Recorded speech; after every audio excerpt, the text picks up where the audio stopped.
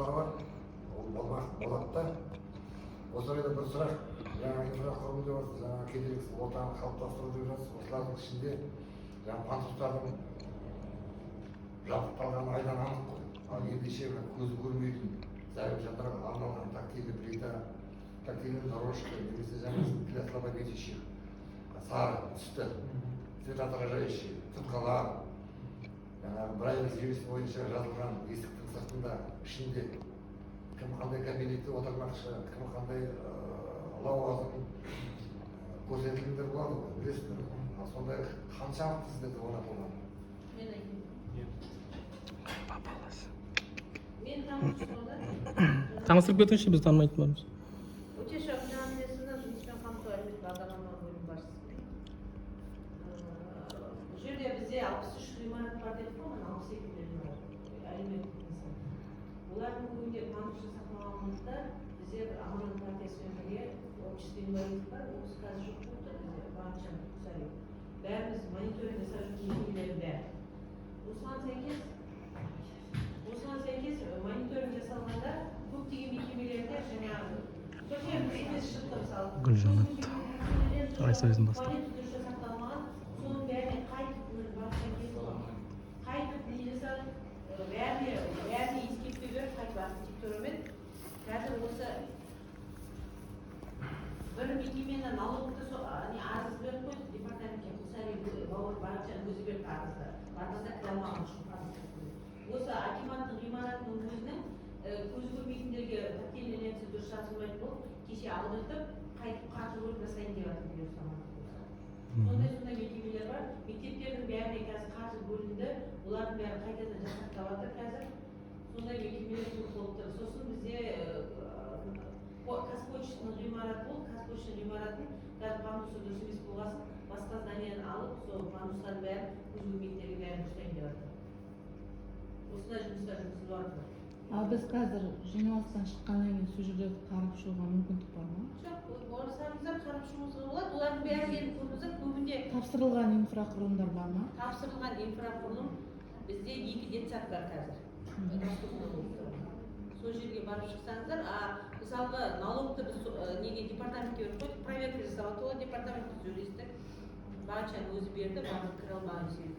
Дастурдағы фок жасап жатыр бізде Самбаев мектебі, Шахатов мектебі, Баймұхан мектебі. Акиматта неге жоқ? Акимат дұрыс емес болғасын алдырып тастадық кеше мониторингпен. Больница доступно қылып жасап қойды ол пандустар.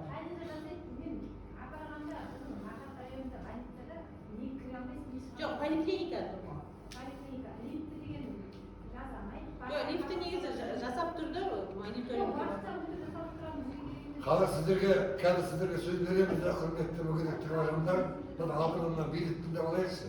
Гүлжанат, былтыр келгенімізді осы мәселені көтерген болатын есіңізде болса, содан берген тура бір жыл уақыт өтіпті, бір жылда істелмеген деген енді қашан істемекші? Жоқ, істелініп жатыр олар. Ол мысалға мектептердің бәріне қаржы бөлудің өзіне бір жыл биыл ғана бөлінді қаржы. Бюджет заявка берді. Мына осы здание бәрі тактильленсе жабысып тұр, дұрыс емес болғасын біз оны кеше мониторингпен алдырып тастадық, қайтып жасайын деп жатыр осы зданияны. Тактильленің дұрыс жабысылмаған ғой.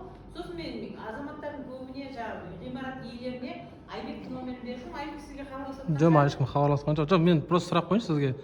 Осы жыл тапсырылған жаңадан салынған мекемелер бар ма? Жоқ, биылғы тапсырылған. 22-де? 22-де де жоқ, жаңа ғимарат тапсырылған. 21-де?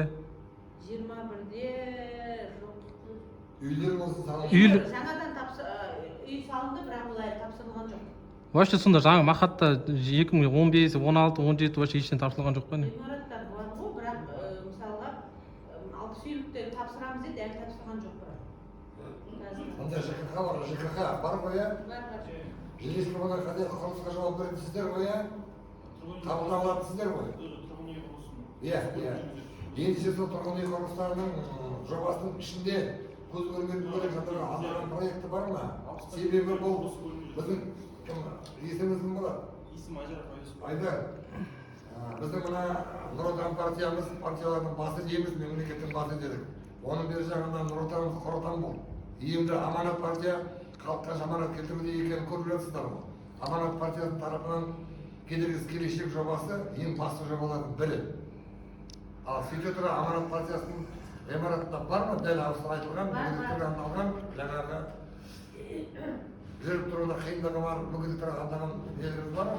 Аманат партиясы былтырғы жылы мониторинг сол жасап недоступны болғасын қазіргі таңда жапсырылды. Қазір қарап кетуіміз керек. Оны көреміз. жоқ мысалы мақатта сонда дейтін 2010 2015 16 17 дым салынған жоқ, дым жөнделер ештеңе жолдар неден жасалған жоқ па сонда вообще? Айдар жауап бересіз бе ЖКХ? Тұрғын үй бірдеңелерде. Енді соңғы үй 2020 жылы салынды.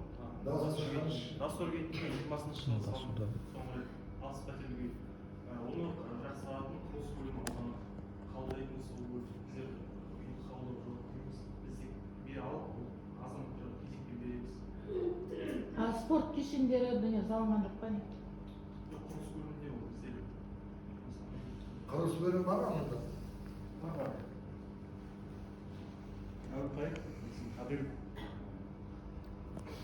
Спорт нысандарында біздерде барлық мына мүмкіндігі шектеулі жандарға Енді жаңадан келді жоқ, былтыр пайдалануға берілген спорт мектебінің ғимараты бар ғой. Бар да, ол қай жерде? Мақатта ма? Сөздеріңіз бөлейін я, мен Мұсалиев Бақытжан есім, оған басшысым аудан. Ешқандай не қазір шынына келгенде қазір таңда спортқа келгенде деймін. Ана жылда жарыстарға барамыз. Бізге ешқандай ғимарат қарастырылмаған. Мүгедек жандарға күнімен қойылып дегендей ғой, мана осындай күн. Ешқандай ана жалпы енді тренер беріледі деп, мана ол да жоқ. Бана әкімнің орынбасары айтып отыр ғой, бана.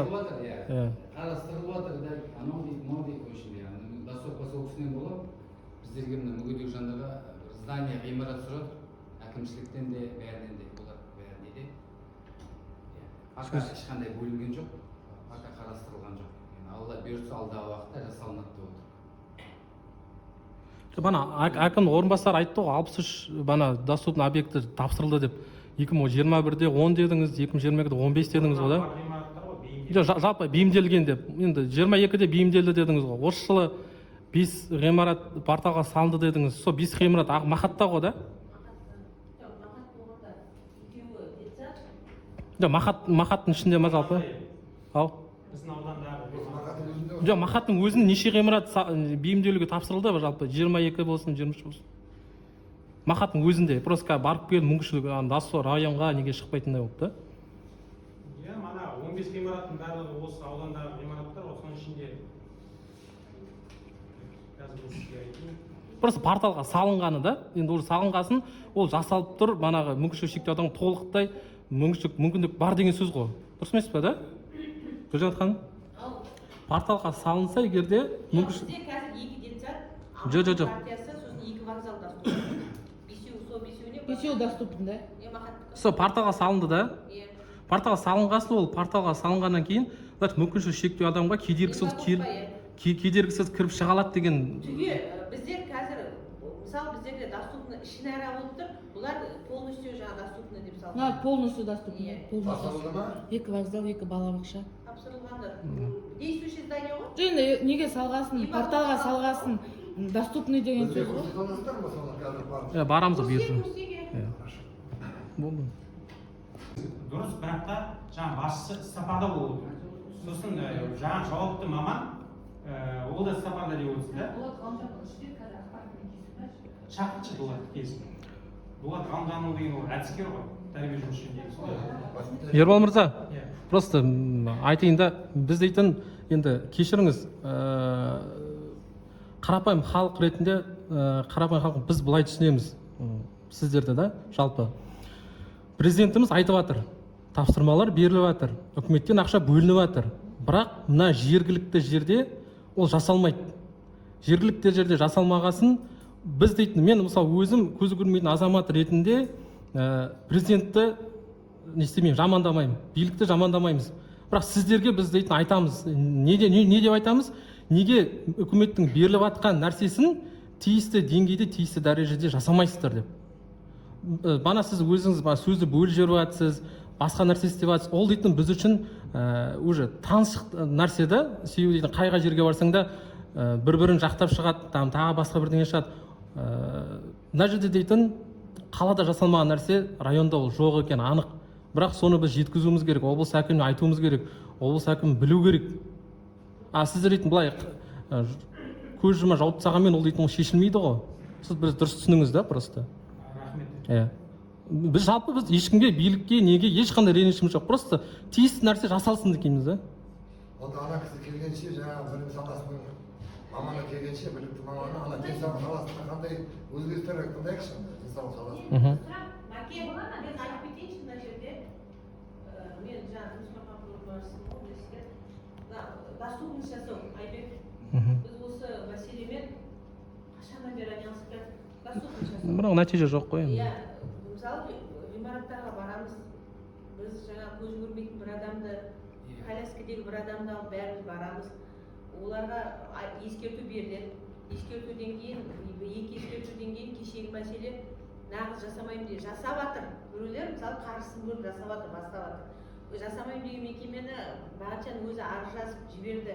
Мына мекемені департамент тексерді.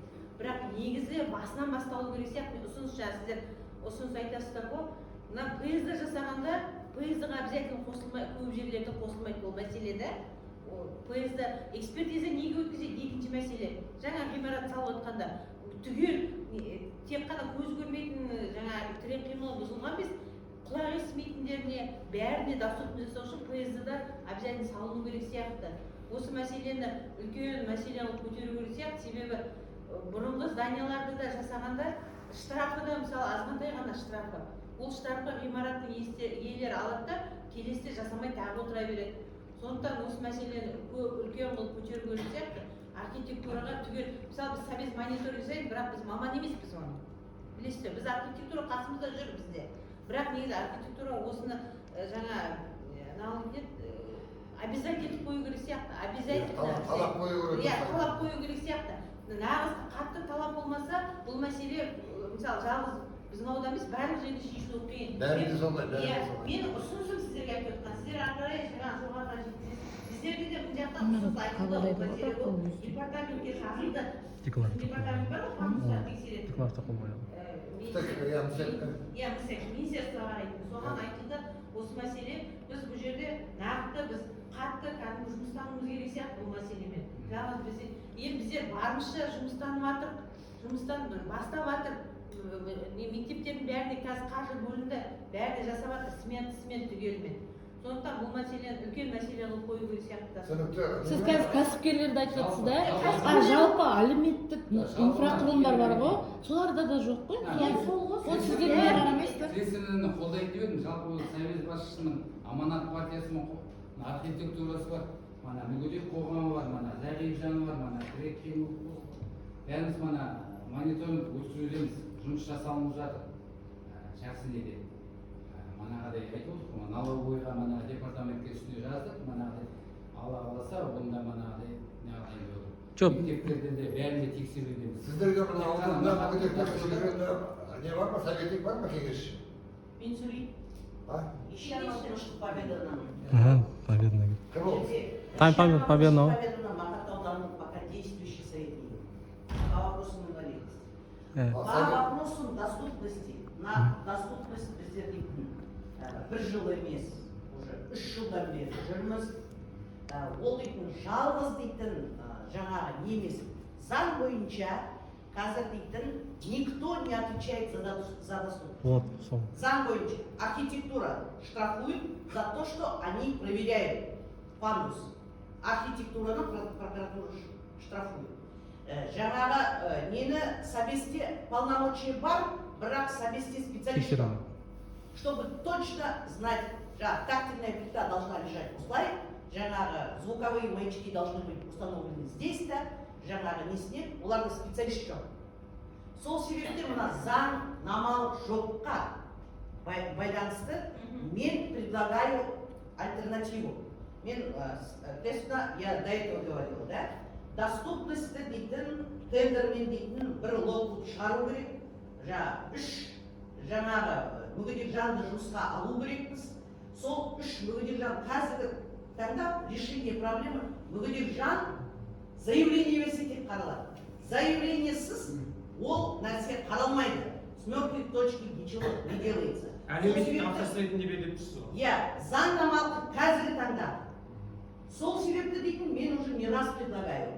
Разделить налоги, именно лотқа дейтін 3 мүгедек жанды жұмысқа алып, сол 3 мүгедек жан дейтін біздерде жаңа заявлениені жазып, бір неге уже шешімге келеміз. Каждый будет стараться для себя. Иә, зато біріншіден мүгедек жандар жұмысқа кіреді, қаражаттары болады.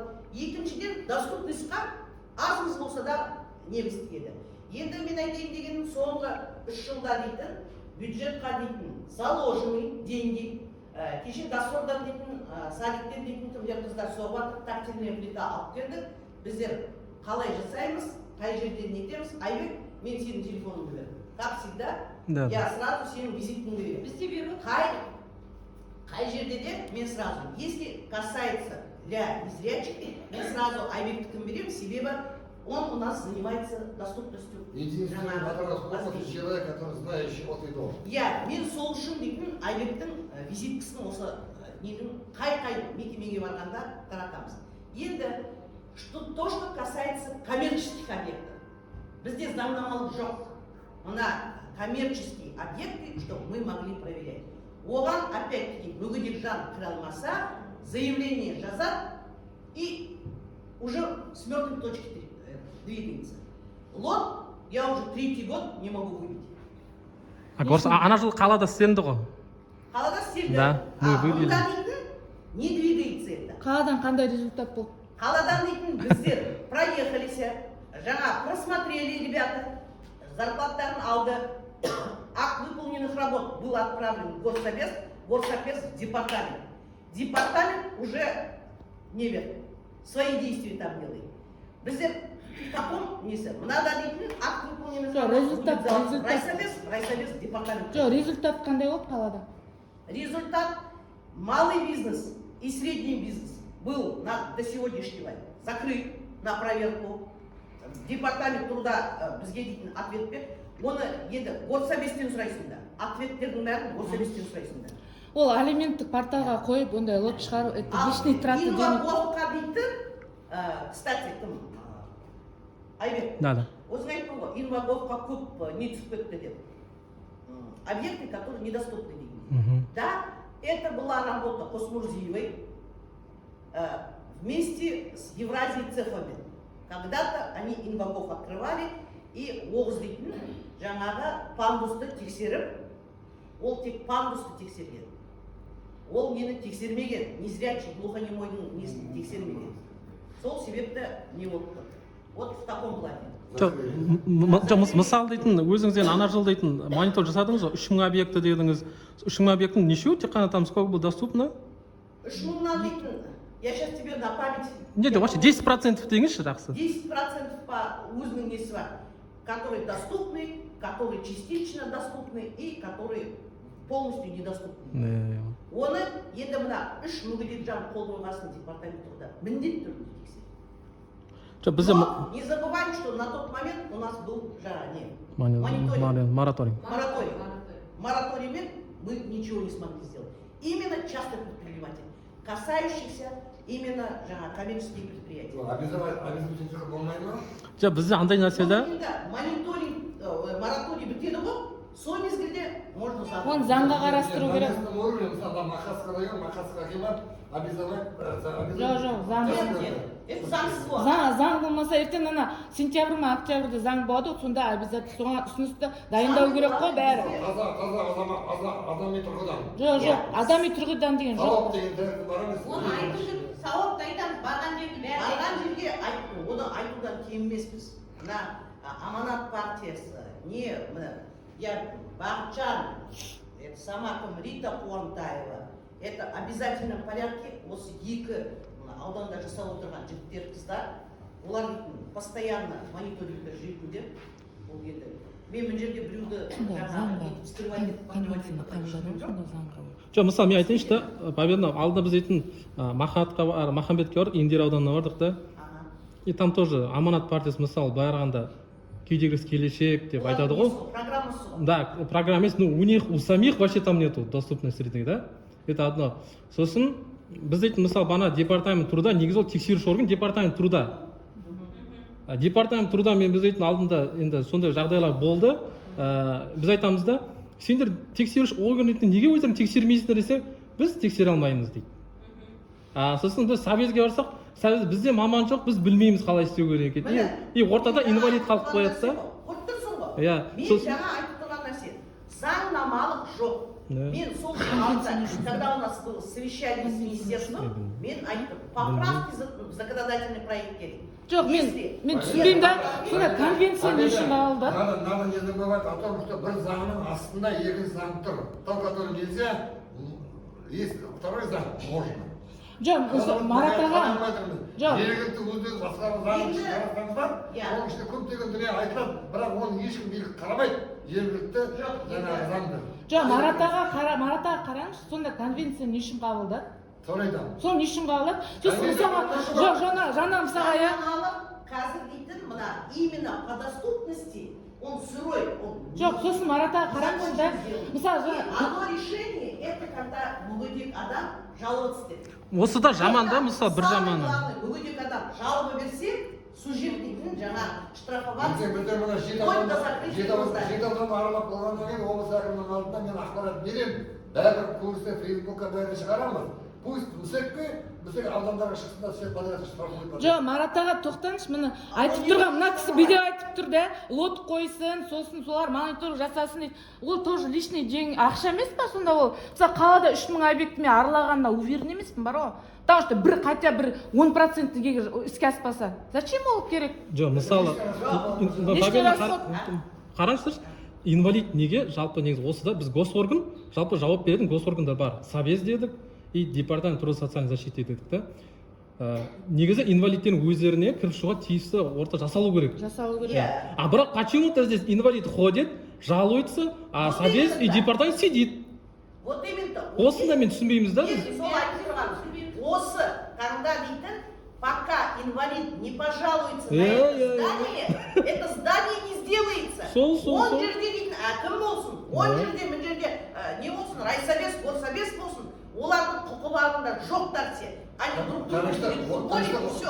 олай болса біздер неге өтірік ақпарат береміз, анау реконструкция өтті, мынау реконструкция жасап жатыр деген ақпарат неге береміз? Марат аға енді бұл ақпаратты мен беріп отырған жоқ. Ақпарат дегенді беріп отырған адамдар бар дегендей. Олай болса, ондай билік орган кетсін, на данный момент мен соны айтып тұрған. Для решения проблем доступности айтып тұр. Біздер мүгедек жан жалобы беру керек. Жалобы беру керек. Мүгедек жан жалобы бермесе... Әкім екі аяқ салбырап аспанға түскенде, оны қараша халық ендеше сол әкім қараша халықтың үніне құлақ салуы тиісті. Енді, Марат аға өзіңіз айтып тұрсыз ғой, біздер қанша облыс райондарда болып жатыр, осындай болып жатыр, өздеріңіз айтып отырсыз. Міне, неге ондай болып жатыр? Себебі заңнамалық жоқ. Кімде жаңа райсоветтар не отвечает за это? Никто не отвечает за доступность. Жоқ, мен түсінбеймін да, местное самоуправление заңдарында көрсетіліп тұр ғой. Қойыңдаршы ондай өтірік. Жоқ, мысалы прокуратура бірақ тіркелсе, прокуратураға мүгедек жан жазу керек. Жоқ, прокуратура тіркелсе, прокуратура совезді қысады. Соны айтам. Департаментті қысады. Сендер неге тексеріс ашты? Себебі біз дейтін қалада істедік, қалада дейтін выговоры береді департамент. Сен неге тексермейсің деген сияқты етіп бар ғой. Сонда қалай? Жалобы бар ғой, опять-таки. Инвалид беру керек. Прокуратураға беретін кім? Инвалид. Мүгедек жан. Мен соны айтып тұрмын ғой сендерге. Бәрі біздің заңнамалық дейтін сол. Мүгедек жан, ona жалоб